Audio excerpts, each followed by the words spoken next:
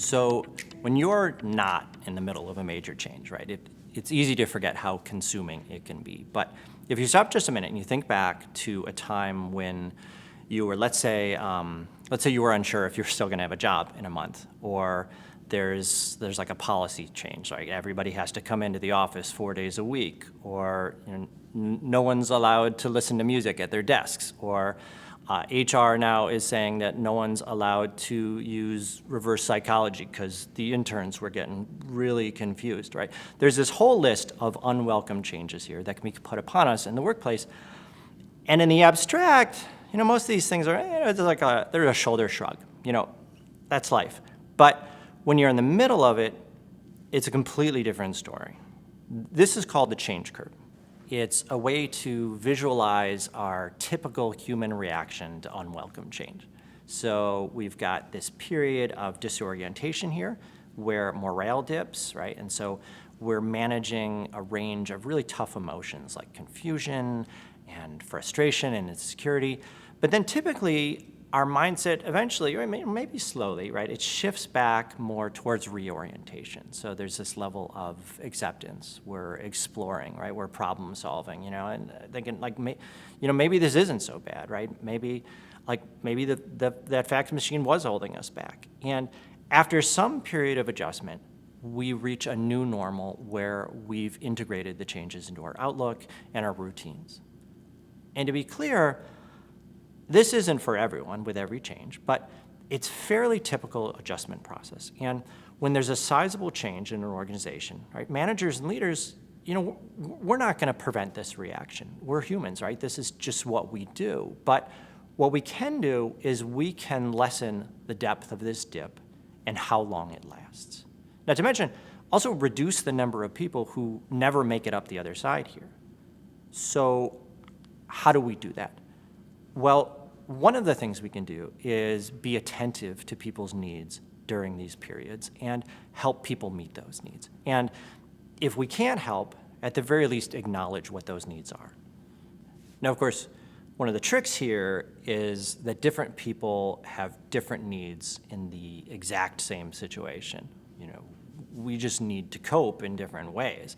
And as managers and leaders, we have this really natural tendency to just assume that people have the same needs that we do. Like, well, I just need time alone to process it.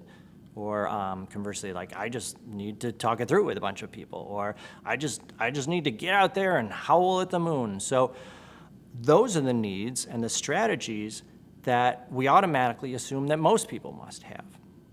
So what I want to do here is to take a couple of minutes and describe a way to think about how different people you lead might react and how you can best help them lessen the intensity of this dip.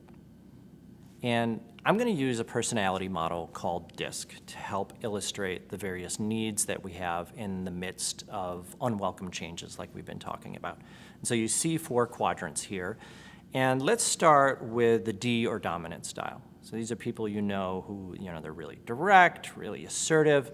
For these folks, when things get turned upside down, one of their first instincts is, how do I restore some sense of control and agency? It's like, it's like there's some group of people out there who are calling the shots here, and I need to have a voice in that conversation. And if I'm losing freedom, authority, or status, right, I'm going to automatically look, how do I reestablish that?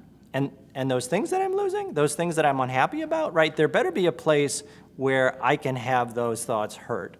And similar to some of the other stuff that I was talking about, I'm going to be particularly attentive to any loss of autonomy that I have. How are we going to reestablish that?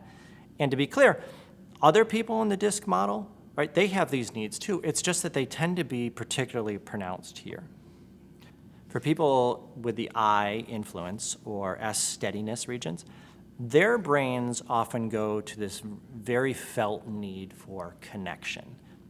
I need to be able to express what I'm going through and really feel heard. What relationships are breaking because of this change? And in this new world, do I feel included, like I belong? I need to feel acknowledged and reassured and seen by someone I trust. And even if I don't use the support, just knowing it's there makes a world of difference. And then finally, there are those attachments that I've made to not only people, but to my environment, to my routines. Those are being torn away, right? Everything feels like it's foreign. How do I reestablish that sense of familiarity? And what can be so useful about this map is knowing that other people in other regions of the DiSC circle, they do also have needs like this, like getting emotional support. It's just that they might be less consciously aware of them because they're simply not used to thinking in these terms.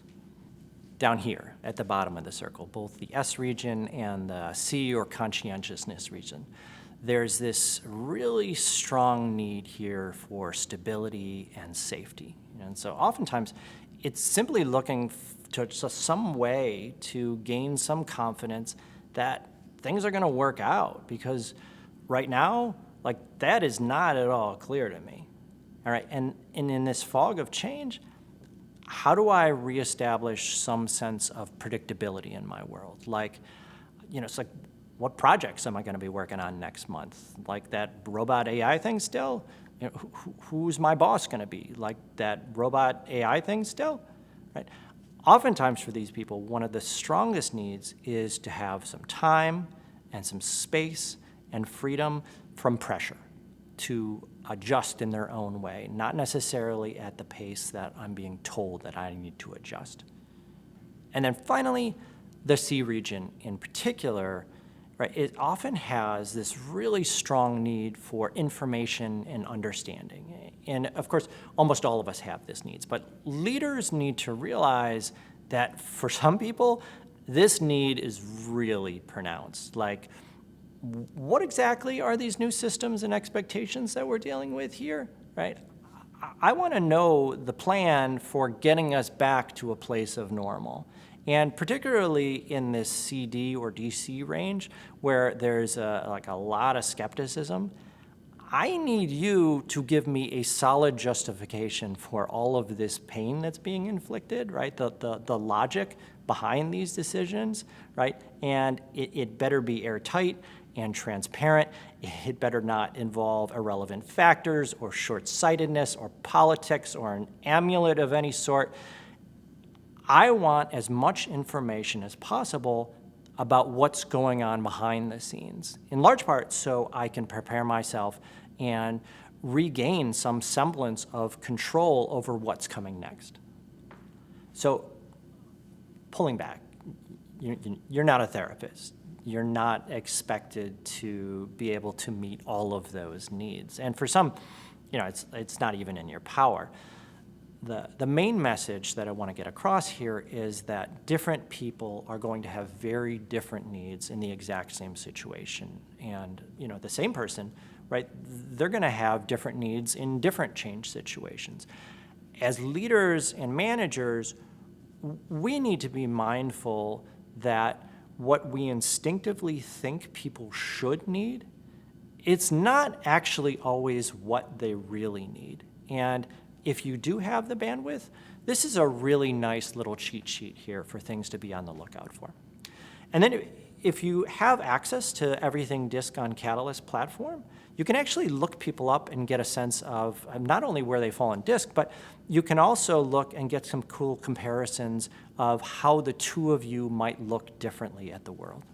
Because ultimately, if you can understand what someone actually needs in a crossroads time like this, then even a very small targeted action can make a really profound difference in that person's life.